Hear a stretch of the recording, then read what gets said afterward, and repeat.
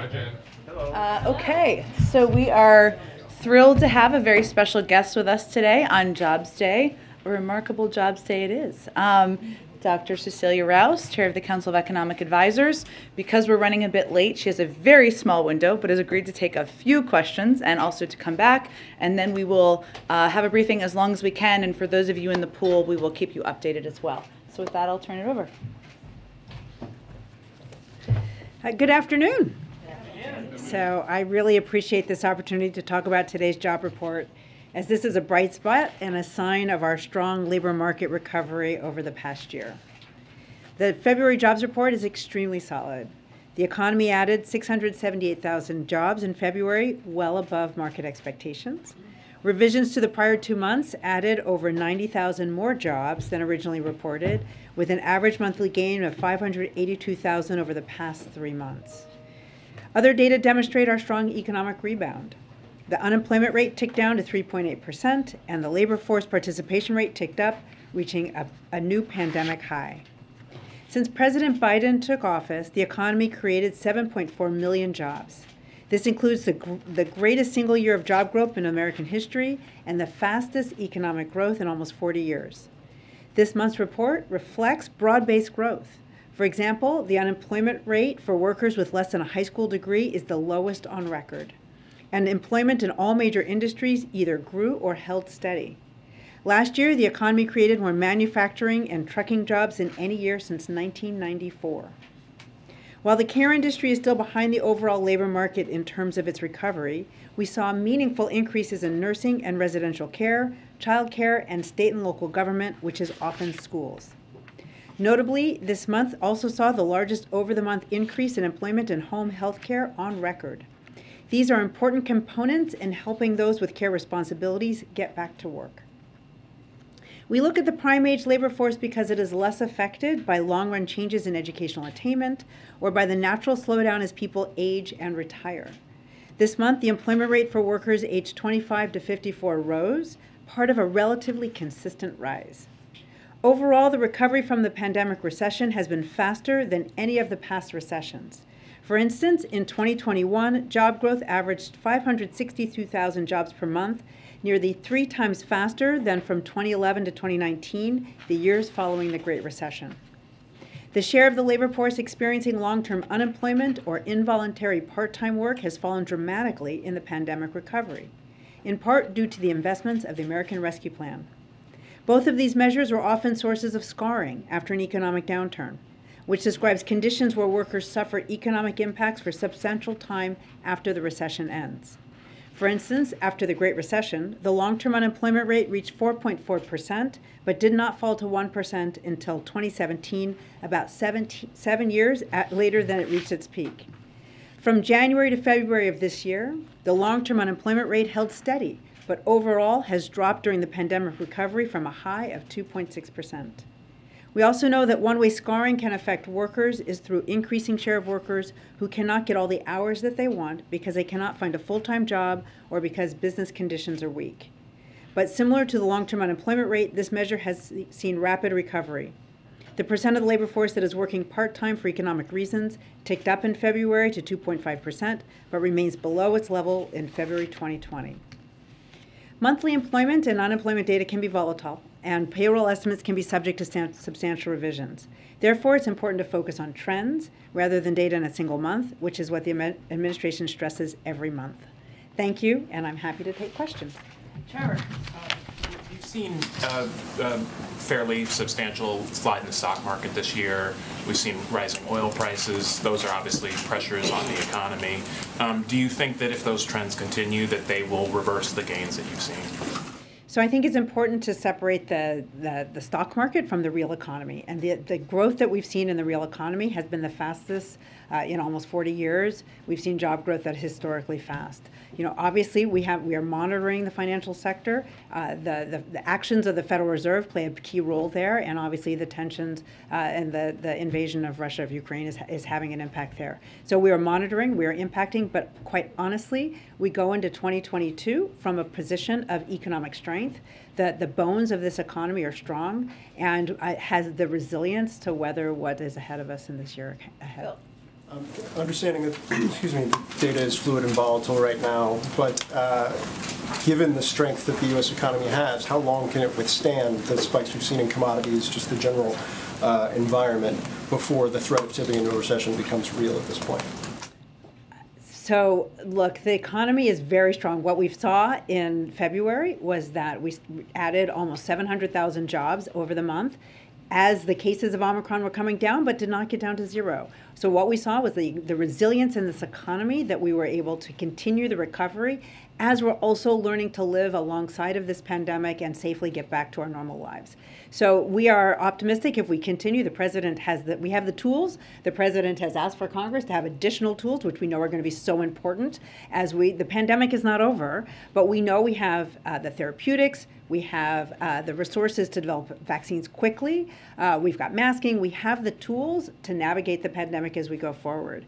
So we are optimistic that we can continue this robust recovery. This president has an economic plan to grow this economy from the bottom up, middle out. It's premised on making the key investments in this economy that have not been made over decades. So the bipartisan infrastructure law was a key component of that. And there are components of his, what were parts of Build Back Better, which is the child tax credit, which is investments in children, paid leave, which help people balance work and home responsibilities, helping people get back to work and balance their care responsibilities, lowering costs for families, whether it's in prescription drugs, childcare costs that have been increasing for decades and that are so important to this economy.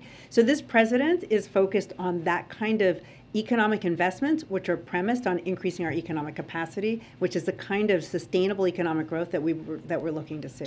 Kelly? Given the good news that you just mentioned and the trend lines, which have been very, very positive, why do you think this president is not getting credit from voters for steering the economy in the right direction?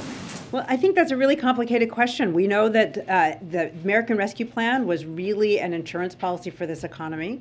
What we know is that there are millions more families. We created, the economy created 7.4 million jobs over the past year during this presidency. And so we know millions of families are able to, have a job and put food on the table and pay their bills. What we know in the confidence data, a lot of that is premised on inflation. And we do have inflation. The president has acknowledged that. We understand that. He is focused on that. But what people also report is that their own finances are fairly healthy, but they see the kind of uncertainty in the economy that is there. So we're a pandemic-scarred society. That's not just the economy. There's uncertainty as we navigate our way out of this pandemic, and then the tensions between Russia and Ukraine are going to add to that uncertainty as well. As you described the strength in the economy, if there were a policy decision made to stop importing Russian oil, what impact would that have? And do you see a resilience in the American economy to withstand that? So again, we're in a very good position. What we know is that, from the U.S. economy, we don't import a lot of Russian oil, but we are looking at options that we can take right now if we were to cut the U.S. consumption of Russian energy. But what's really most important is that we maintain a steady supply of global energy. Last one, Josh. Sorry, just to follow up on that, we're reporting right now that you are considering a ban on U.S. imports of Russian crude. Should I interpret your answer just now that it might be more targeted than that? So we are considering a range of options, but what's really essential is that we maintain a steady supply of global energy. We don't want to disrupt. Look, energy is a global market, and we do not want to disrupt that market. On today's report, the jobs number was great. The wage growth is pretty sluggish. I'm wondering, is that normal to expect a disconnect there? Does one typically follow the other? And what do you draw from that? How can you get wages to keep pace with the actual job numbers themselves? So from month to month, data can be volatile. And so that's why we don't focus on month-to-month changes, especially in wages. But we did see robust growth even for lower wage industries, and we know that over the year wages are up. But the president's economic plan is really about having increases in wages that are sustained by increases in productivity, and they're really premised on the increase in the economic capacity, and that help families by lowering costs on those, in those areas, healthcare, prescription care, childcare, that we know have been really squeezing pocketbooks over several decades. Thank you, Dr. Rouse, for joining us. Thank you. You're welcome anytime. Okay, I just have two items for all of you at the top. I I just wanted to provide, I know we announced this yesterday or the day before, but a brief overview on two critical urgent funding needs the administration has sent to Congress. First, to provide assistance to Ukraine. The United States has already provided over $1.4 billion in assistance to Ukraine since 2021, and together with our European allies and partners, we are holding Russia accountable for its unjustified and unprovoked invasion. To continue this important work, we're requesting $10 billion to deliver additional security assistance for Ukraine, to provide life-saving humanitarian assistance for the Ukrainian people, and more support for stronger sanctions enforcement and for U.S. troop deployments to reinforce NATO's eastern flank and deter Russian aggression. This is an urgent priority. I think everybody would agree, Democrats, Republicans, the American people, and it is urgent so that we can continue to deliver on our commitment to support the Ukrainian people. Second, the other part of our request is on COVID-19 response. While we now have tools like vaccines, treatments, tests, and high-quality masks to protect people, we didn't get here by accident. It's a result of wise investments over the past 14 months that led to this widespread availability. And I would note that we did that while we had the rise of two variants that weren't even planned for, of course. Well, they were planned for, but we had to account for them, I should say, in our spending. We need additional funding from Congress to secure more medical supplies to keep this country moving forward. And let me be very clear, this is an urgent request, and this is what is at stake in our fight against COVID. By May, our current supply of monoclonal antibodies will stock out. By July, the current supply of pre-exposure prophylaxis drugs used to protect immunocompromised people will stock out. Funds are needed in March to secure additional supply in July. You have to order them ahead so that you have them when they're needed when you run out of stock. By September, we anticipate our supply of oral antivirals will run out if additional pills are not purchased now. And within weeks, we expect testing capacity to drop if additional investments are not made soon. And as I would note in the President's State of the Union, he also announced the American people can order more tests. So there, we obviously want to meet that demand. Given how costly COVID has been, with so many of our fellow Americans hospitalized or dying and our daily lives disrupted, we simply cannot afford to wait on investing now and keeping people protected. Also just wanted to give you a preview of the week ahead. On Tuesday, the President will travel to Fort Worth, Texas, to speak with veterans, caregivers, and survivors about addressing the health effects of environmental exposures, such as burn pits. Obviously, he talked about this priority in his State of the Union address earlier this week. It's part of his unity agenda for the nation. He supports legislation that would expand access to health care and benefits for veterans affected by these exposures during military service, and he was encouraged by the passage of a bipartisan bill in the House just yesterday. Wednesday evening, the President will deliver remarks at the Senate Democratic Caucus retreat.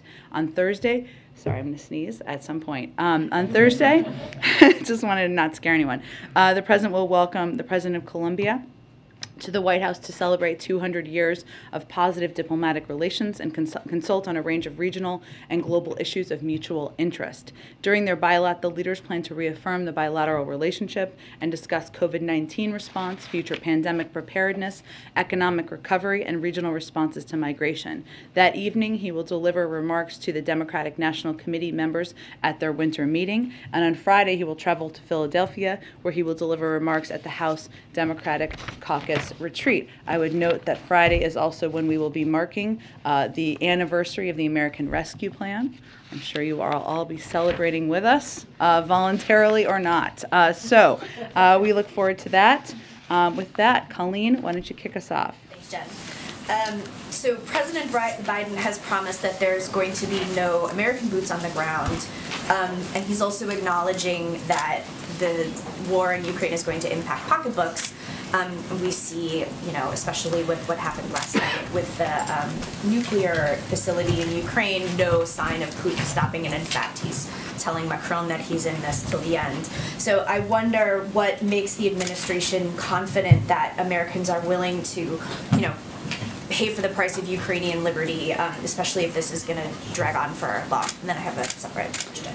Sure. Well, to be very clear, and I think you all heard the president convey this in his speech the other night, the reason why we are seeing volatility in the global oil markets, the reason why the price of gas is going up, is not because of steps the president has taken. They are because President Putin is invading Ukraine, and that is creating a great deal of instability in the global marketplace. So what we are trying to do, and what the president is focused on doing, is taking every step we can to mitigate the impact of that. Obviously, he announced the release of more oil from the Strategic Petroleum Reserve, did that in a coordinated way. We have a range of options on the table we are considering. But where we are at in this moment is certainly we are taking steps to stand up for democracy versus autocracy, stand up to the actions of a brutal dictator. But it is because of his actions that we are in this circumstance. One other question on the Supreme Court reinstating the death penalty for Boston bomber. Yeah. I wondered, I know there's a moratorium, on the death penalty the DOJ has put in place, but are there any other actions planned or any other steps taken to keep the president's pledge to end the death penalty? Well, the president certainly supports the Attorney General's decision to issue a moratorium on federal executions while it conducts a comprehensive review of the practice. And that practice and process is ongoing. And the president has expressed before that he has deep concerns about whether capital punishment is consistent with the values that are fundamental to our sense of justice and fairness. Obviously, I can't. This is a case that the Department of Justice could certainly speak to, but I would just say that President expressed horror at the events of the Boston Marathon bombing at the time. He believes that Tsarnaev should be punished for responsibility in the murder of 3 innocent people at the marathon, for wounding dozens of others, and for his role in killing 2 police officers who were attempting to bring him and his brother to justice. And he knows the deep pain that his crime caused. As the president said at the 1-year commemoration of the bombing, quote, "I know that no memorial, no words, no act can fully provide the solace that your heart still yearn to acquire." He has made clear, as I noted, his grave concerns about capital punishment as implemented, but he respects the process and the ongoing review that is being led by the Department of Justice and the Attorney General. Go ahead. Thank you. Overnight, we saw the Russians attack this nuclear power plant last night. The U.S. Embassy in Kyiv noted on Twitter, it is a war crime to attack a nuclear power plant. Putin's shelling of Europe's largest nuclear plant takes his reign of terror one step further. So just to be clear, is it now the position of the U.S. government that Putin has engaged in war crimes? Well, we have an internal review that's been ongoing prior to last night to collect evidence and data of the targeting of civilians, of the reported use of horrific weapons of war on the ground in Ukraine. That's an ongoing process. We have not made conclusions. It's a legal review and a process that goes through the administration. What I will say is that the intentional targeting of civilians or civilian objects would be considered a war crime, even as we are assessing that.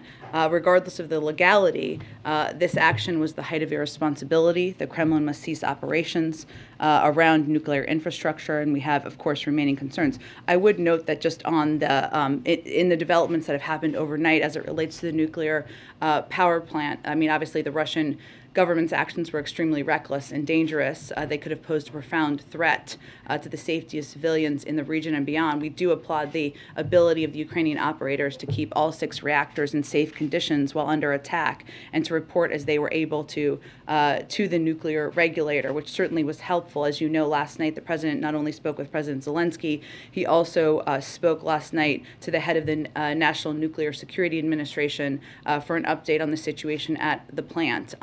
So that is a piece of positive news for the moment. But we remain concerned, of course, about the fact that they have clearly taken control of the plants, or it appears so. The Russian military has.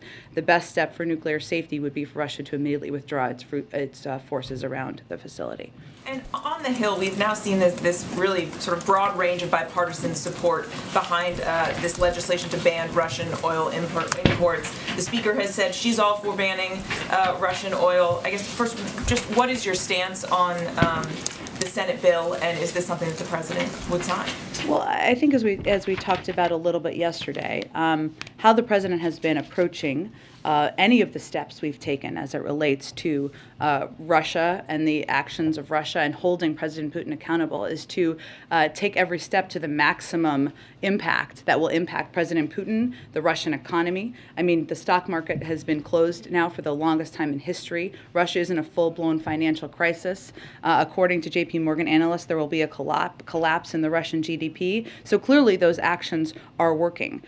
We will have one of his principles from the beginning has been to do that in a unified way, in a coordinated way, because we are stronger if we are together as we work with the Europeans. The third principle, or another principle, I'm not sure what number I'm on right now, has been to, while we're maximizing the impact, to minimize it on the American people, on the global markets, on and certainly we are mindful as we look at all of these options of making sure we're not having that impact. So we want to maintain, as Dr. Rouse said, a steady global supply of energy with whatever actions we take. So is that a no? He would not sign this legislation? Again, we remain in contact and discussion with members of Congress. We are looking at options we could take right now to cut U.S. consumption of Russian energy, but we are very focused on minimizing the impact to families. If you reduce supply in the global marketplace, you are going to raise gas prices. You're going to raise the price of oil, and that is something the president is very mindful of and focused on. Go ahead. CC alluded to something several officials have, and you kind of just did too, that there is a review of options that would allow you to cut consumption but maintain market stability and supply. Can you outline any of those options in detail that are under review right now? Well, there are both international and domestic options. I'm not going to get into too much detail because our focus is on discussing what's possible, what will have the maximum impact, and not putting any of them at risk. But broadly speaking, part of what we're trying to do internationally is have conversations, as we have been for weeks now, with global suppliers about meeting the needs, the supply needs in the marketplace. The reduction of supply, the reduction of oil would raise prices, right? So that is one of the things that we have been focused on. We've talked a little bit about engagements that Brett McGurk has had, that Amos Hochstein have had. These are ongoing discussions. There's not a day that goes by, or maybe even an hour that goes by probably, where members of our national security team and economic team aren't communicating with their counterparts around the world about exactly this issue. There are also a range of domestic options that are out there. Obviously, the president announced the release from the Strategic Petroleum Reserve.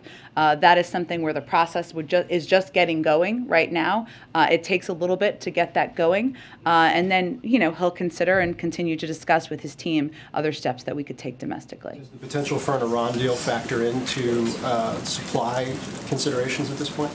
I would say that the biggest priority with the Iran deal is having visibility into and preventing Iran from acquiring a nuclear weapon. Obviously, as a part of that, if you go back to the implementation of the JCPOA, would be the availability of oil. But I would say that our first and foremost priority focus is on preventing Iran from acquiring a nuclear weapon. And then last one, there was significant preparation that lead up to the Russian invasion in terms of cyber defenses in the U.S. with the private sector. Does the U.S. intelligence community have any analysis as to why there has not been any offensive Russian action on the cyber front as it pertains to the United States? It's a really good question, Phil. I don't think anything that I could provide to you from the podium. I would say that the cyber preparations, as you noted, but just for others, those began in earnest back in the fall, just as all of our engagements with foreign counterparts, preparations and discussions about efforts to avoid challenges in the global oil markets, making sure we were unified with our European partners. Those engagements with the private sector began.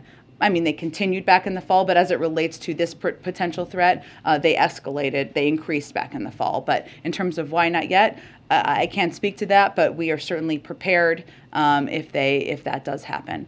Go ahead. Thanks, Jen. President is meeting with the Finnish president shortly. Yeah. Does President Biden want Finland to join NATO? That would be up to leaders of Finland and the NATO alliance to determine.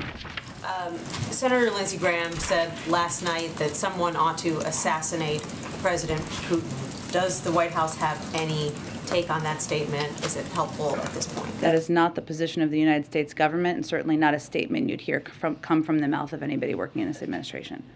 It sounds like the Vice President is going to be heading abroad. Can you tell us a little bit more about where she'll be going and what the goal of that trip will be? Not yet, but certainly the Vice President has been deeply engaged. She's obviously already made a trip to Europe.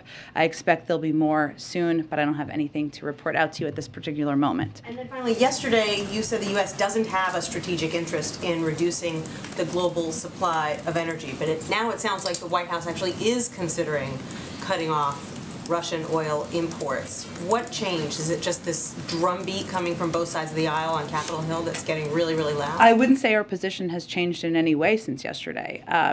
There isn't a strategic interest in reducing global oil supply because that will increase the price of barrels of oil and increase gas prices. So we are looking at ways to, and I said yesterday, I believe, that we are looking at ways to reduce the import of Russian oil while also making sure that we are maintaining the global supply needs out there. I don't have anything to predict in terms of what that will look like, and we, of course, remain engaged with our friends in Congress. Go ahead. Thanks, Jen.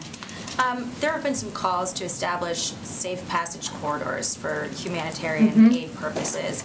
Is that something that the U.S. is at all working on? And then how would it be enforced? Because in 2014, the Russians killed a whole bunch of Ukrainians who were trying to flee in a similar fashion. Well, we are in close contact with Ukrainian leadership to support their efforts, and you're absolutely right. Humanitarian corridors are absolutely critical to help evacuate civilians, provide urgently needed humanitarian aid such as food, water, medical supplies to ensure civilians can travel safely. We've seen and continue to see devastating attacks on cities and infrastructure, including schools, hospitals, and houses that are catastrophic at the hands of the Russian military. So what we need to see is sincerity about the implementation of humanitarian access, work to establish that quickly. In terms of the implementation of that, I don't think I have any more details to convey here, but I think obviously saying you're going to do humanitarian corridors or conveying an openness to that, to your point, is very different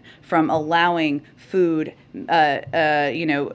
water, medical supplies, and civilians to move, and certainly there would need to be an implementation component, and they would need to take the implementation of it seriously. Is that something that then the U.S. is going to discuss with NATO about potentially getting involved in doing? I just don't have more details on the implementation for you to outline from here, but certainly, the establishment and of humanitarian corridors, the implementation of it, the Russian leadership taking that effort seriously would be something we would welcome. And then following up on Phil's question about the cyber attacks.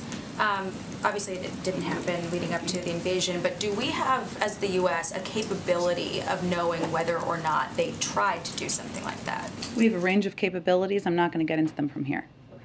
And then what happens if, you talked about the legal reviews happening for the war crime element earlier.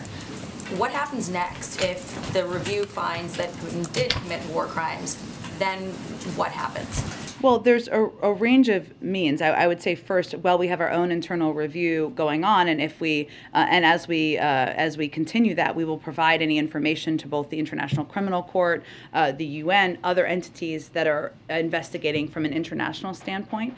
We also helped pass a resolution at the UN Human Rights Council to establish a commission of inquiry, which would be an entity where we could provide information that could support future investigations and also determine, to your question, I think, accountability measures. We also joined 44 other countries in establishing an expert mission through the OSCE to investigate possible violations and abuses of international human rights and humanitarian law by Russia and its forces. So typically, obviously, we have a range of resources here, as other countries do, and our focus would be feeding that into the international process. In terms of what you just laid out there, and I know yesterday you said that you didn't see Russia being booted from the UN Security Council because they have a permanent seat.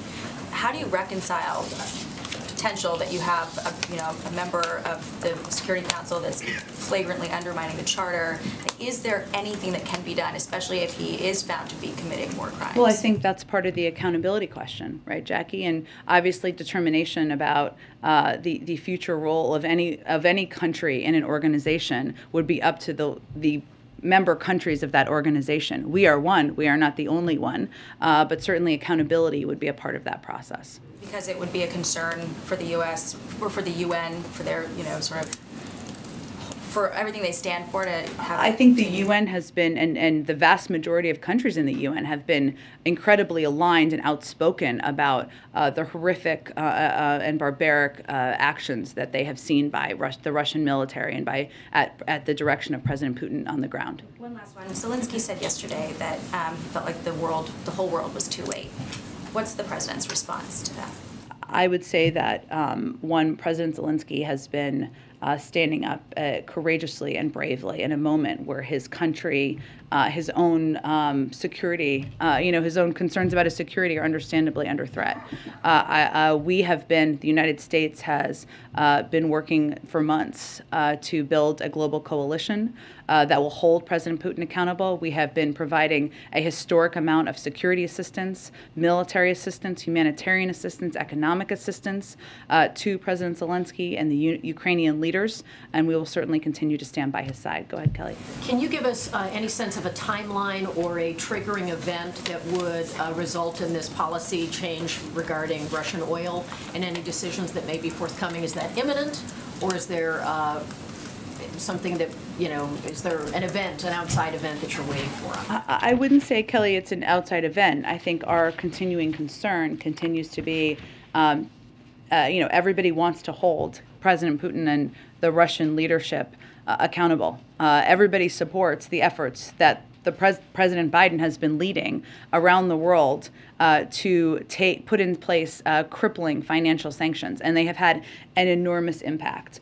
But what we are also mindful of is not taking steps that would have the impact of raising energy prices, raising oil prices, raising gas prices for the American public. And we also are mindful of doing things in a way that is unified with our partners around the world. Can you speak to how the president has steeled himself, hardened himself, if you will? He's made a commitment not to put American troops in a military position in Ukraine. You've outlined all the steps the U.S. and allies are taking, but he's also watching what is happening, as are many Americans who are concerned about the atrocities that are taking place, the loss of life, the civilians that are being affected. Does the U.S. just watch this get worse? Is that what we should all be prepared for? I would just argue we're hardly watching. We have provided $1 billion in military and security assistance, including a range of defensive weapons that we have expedited delivery to the Ukrainian leadership and Ukrainian military. We have been the largest provider of economic and humanitarian assistance. We have rallied the world to stand up against President Putin. We are not watching. The president is leading the world in responding to this. However, he is not going to put U.S. military, men and women serving, on the front lines of battle in Ukraine to fight Russia. That has never changed. That has never been his plan, never been his policy, and he has no intention of doing that. Go ahead. Understanding it's not the position of the U.S. government, what Lindsey Graham said last night. What Lindsey Graham did suggest is that there's no peaceful resolution here while Vladimir Putin is still in power in Russia. Does the president share that view? The president believes there continues to be a diplomatic path forward. That is the path forward that will help resolve what we're seeing on the ground. President Putin has the ability to de-escalate. We have left the door open for months now to be engaged through de-escalation if de-escalation occurs. Obviously, humanitarian corridors, a ceasefire, those would all be steps that would be welcomed.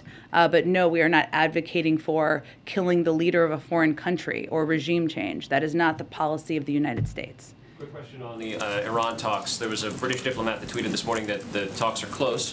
One of the reported demands of the Iranians is that this administration reverse the policy of the last one and remove the IRGC from the list of foreign terrorist organizations.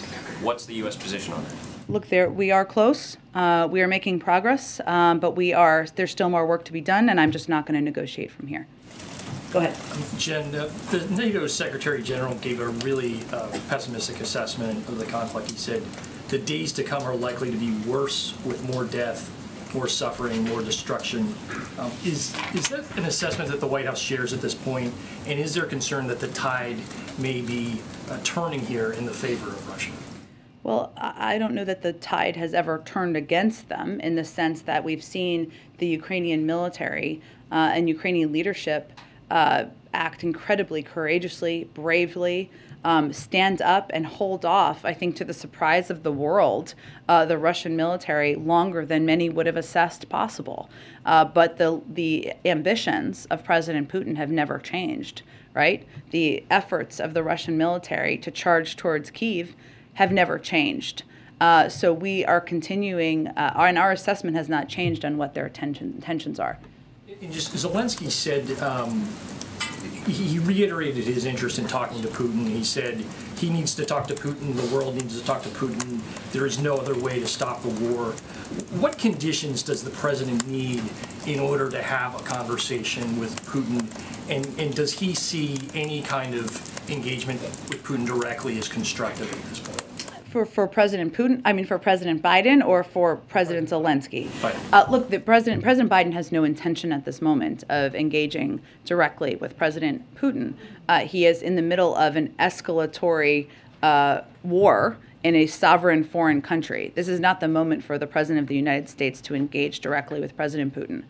What I would say is that he leaves the door open to diplomacy. That has never closed shut. There are certainly steps. Well, I'm not going to outline from here because we'll engage on this through diplomatic channels, what exactly it would look like. There are obvious steps that can be taken. Humanitarian corridors, a ceasefire. Those would all be welcome steps. But in terms of what conditions, it's not the moment now, and I can't predict for you if and when the moment would be. Go ahead. Can I just ask briefly, the President spoke, of course, about the need to confirm his Fed nominees in his State of the Union speech. The Republicans on the committee issued a statement yesterday digging in essentially on Sarah Bloom Raskin. I'm wondering whether the White House remains committed with Senator Brown and advancing all the nominees in one slate, and if you have any response to the Republicans. Yeah, we absolutely do. All 5 of our nominees, including Sarah Bloom Raskin, are well qualified for these positions, and we're calling on the Senate to confirm them as soon as possible. I think it's important to remember what is happening here. The Republicans are not showing up to a committee vote. If one of them showed up, there'd be a quorum to have a vote, and there are enough votes to move her past the committee.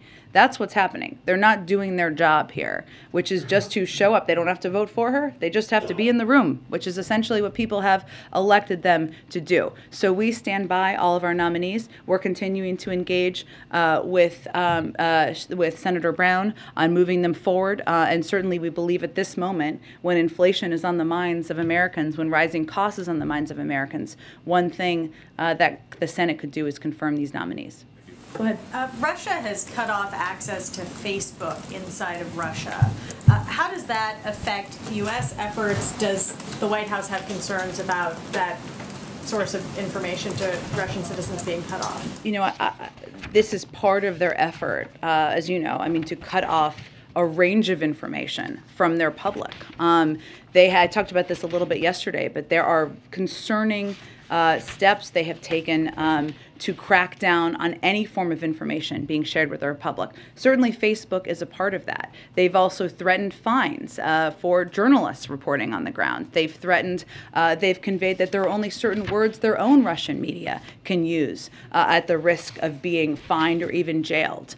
This is a pattern. This is not necessarily a new approach that they have taken, but to crack down on information in their country to reach the Russian people. So certainly we are deeply concerned about this and concerned about the threat on freedom of speech in the country. One other completely unrelated question.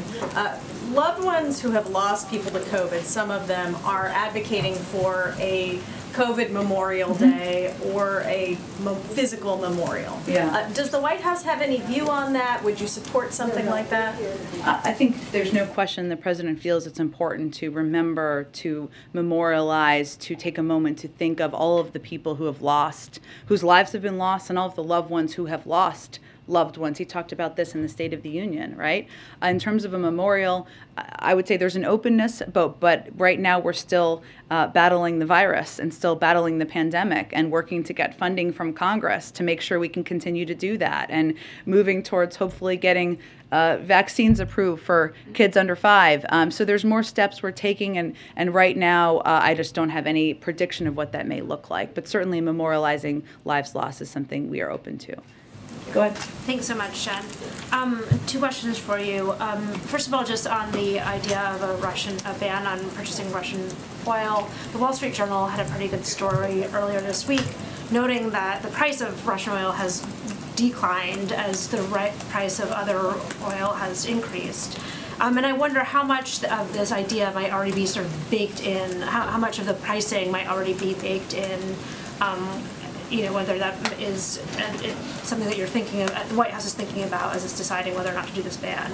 You mean how much of it is baked into the Russian economy in terms of having an impact? How much of it's baked into the rise in oil that, given that Russian oil prices are going down and people are, it's not being purchased out of the concern that, there's some uncertainty about delivery and there's some uncertainty about, whether there could be larger scale bans, that the ensuing prices are all going up anyway. So you're not really losing that much by banning Russian oil because nobody's really buying it. Well, I think what most experts on the global oil markets would say, though, is that reducing global oil supply would have an impact on the price of barrels of oil and ultimately gas prices. So that is our concern. Now, again, we will continue to have a range of conversations, but I think part of our assessment here is that while maximizing the impacts by taking a range of steps we've already taken, we are mindful of minimizing the impacts on the public, and certainly the rising price of oil and the impact on gas prices is one we are focused on. And just quickly, there's a Washington Post event earlier today where John Bolton said that Trump, quote, may well have withdrawn from NATO in a second term, and that Putin was, quote, waiting for that. And I'm wondering if you had any comment on that. Well, I think that's, I saw those comments. Another reason why the American people are grateful, the majority of the American people, that President Biden has not taken a page out of his predecessor's playbook as it relates to global engagement and global leadership, because certainly we could be in a different place. I mean, there's no question that the strength and unity of NATO has been a powerful force in this moment, and it may take longer time to have the hopeful impact, but that is the strengthening of NATO. We think is unquestionably good for our security here in the United States and for the global security. Go ahead, Joe.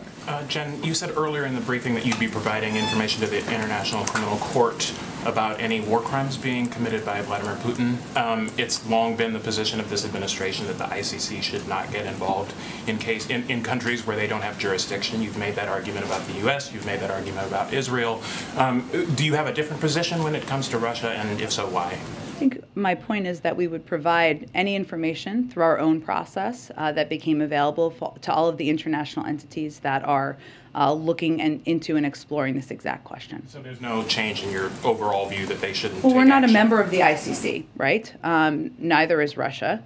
They are exploring this. There are other entities. I mentioned that we were a part of moving forward a commission through the UN, which is certainly another entity that is looking into this and exploring this question. Okay, and then on Finland, can you confirm that Finland is asking for the United States support in becoming a major non-member ally to NATO? And would you support that? Would you oppose it? Where are you guys on that? It's a mouthful of a title, isn't it? I know, you got it out there, though. Look, I think the president is meeting with his counterpart shortly this afternoon. I will let them speak to what their aspirations are. And again, it would be up to NATO, the NATO alliance, to make any determinations about next steps. And just more broadly, just on kind of security guarantees to Finland, I mean, they're kind of in a similar position to Ukraine, right? They're thinking about what kind of military alliances they want to have with the West. And as they're having that conversation and that thought process, Russia invaded one. So does Finland need some kind of similar security guarantees? Do they need more security guarantees in that Ukraine got, and what is the U.S. willing to provide? Well, without getting ahead of the meeting, I expect they will discuss, of course, the strong history of the U.S.-Finland's defense relationship, which is complemented by Finland's close relationship with NATO. Finland's current status as an enhanced opportunity partner for the alliance helps ensure strong defense and close security ties in the Baltic Sea region. But again, this is a continuing conversation. I'm sure that their defense and security and our close ties will be a part of it, but we'll let them have the meeting, and then we will have more to say, I'm sure, after it concludes. Go ahead, David.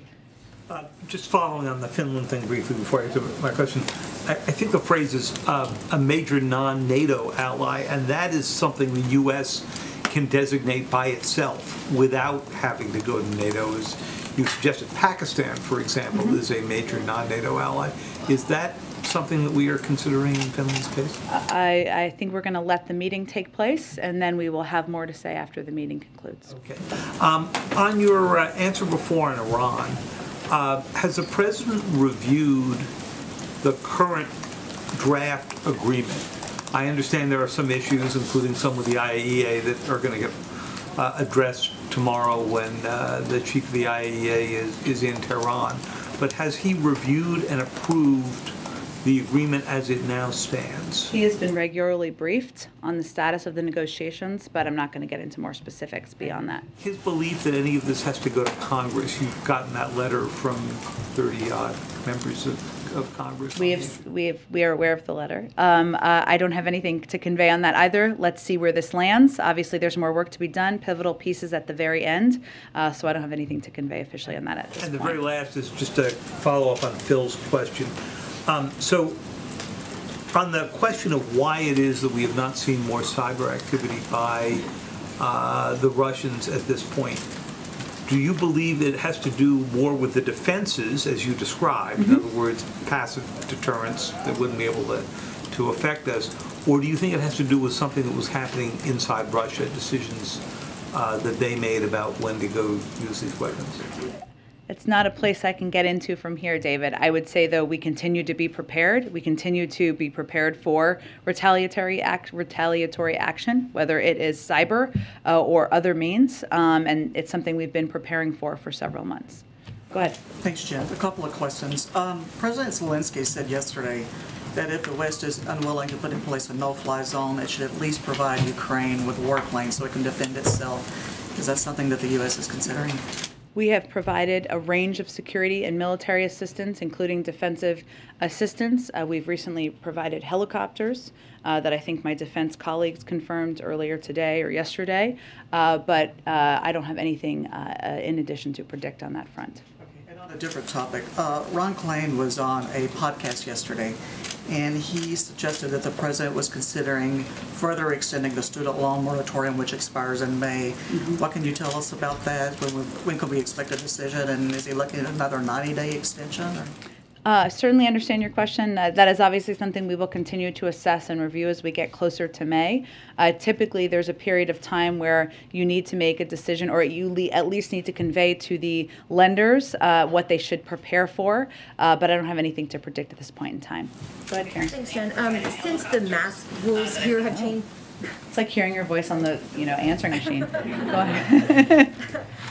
Since the mask rules at the White House have changed this week, has there been any change to the testing protocols for the president? How regularly is he getting tested for COVID? There have not been changes to the testing protocol that I'm aware of. I would note that for all of us, we are still tested. If you see the president, you're tested that day.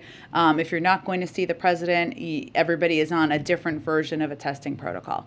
Been tested since Tuesday night State of the Union? Let me check, and we will get the answer back out to all of you after the briefing. Go ahead. Ukraine asked for foreign reinforcements. What's the White House position on volunteer international fighters who want to go to Ukraine? Would you encourage Americans to go there to fight, or would you rather warn because they are not protected by Geneva Convention, and maybe also it would play in the hand of Putin's narrative of... Well, our guidance continues to be that American citizens should not travel to Ukraine for any reason, so that's where it stands. Go ahead. Thank you so much. A very factual question first.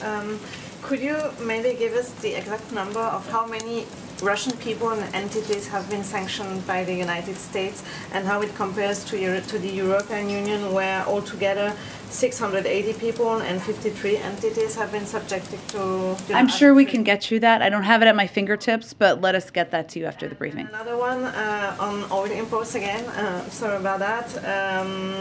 Do I understand it right that the United States really won't take that decision unless the Europeans take a similar decision, because Europeans rely way more heavily on Russian gas? And is there this idea that making that decision from here would somehow, not work well with allies? Well, we have from the beginning taken steps in coordination with our allies and partners in Europe, and that continues to be the first principle for the president. And obviously, as we're making any decisions in this space, that would apply. But also, what also applies to this space is our focus, and I think the focus of the Europeans as well, on not taking steps that would create increased volatility in the global oil markets, increase the price of oil, a barrel of oil, or increase gas prices. So we're looking at all of that. Go ahead. Oh, good. Okay, guys, it's got to be the last one. Go ahead. Quickly, then, so would the president then welcome Iranian oil coming into the United States in order to increase that supply? Again, there's not a deal at this point in time. While we're close, we're not there. So if and when we get to that point, we can speak to that question. One more. So yesterday you said, less oil supply. You said it again today. It raises prices, and you said so I asked the American Petroleum Institute about those 9,000 leases that you've been talking about. The president and CEO of that group says that a lot of policies that have been put in place by this administration, including a ban on new development of federal lands and federal waters, is really hindering American energy development during a critical time. Also, he says the royalty fees increasing on drilling discourages investment. So are there any plans to reverse any of these policies to encourage investment? I think he may have avoided your question. I mean, because the fact is that onshore alone, as of the start of this year, the industry had more than 9,000 unused approved permits to drill in the United States.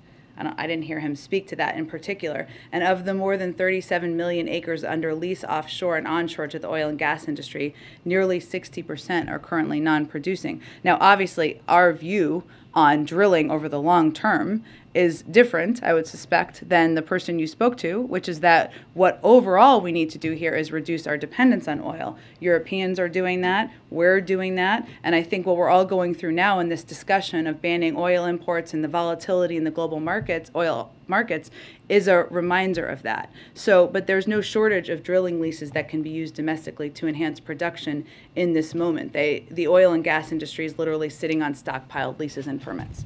Thanks, everyone. Okay. I'm sorry. I think everybody has to wrap and go to the next engagement here. But see you all on Monday or later today. Thank you.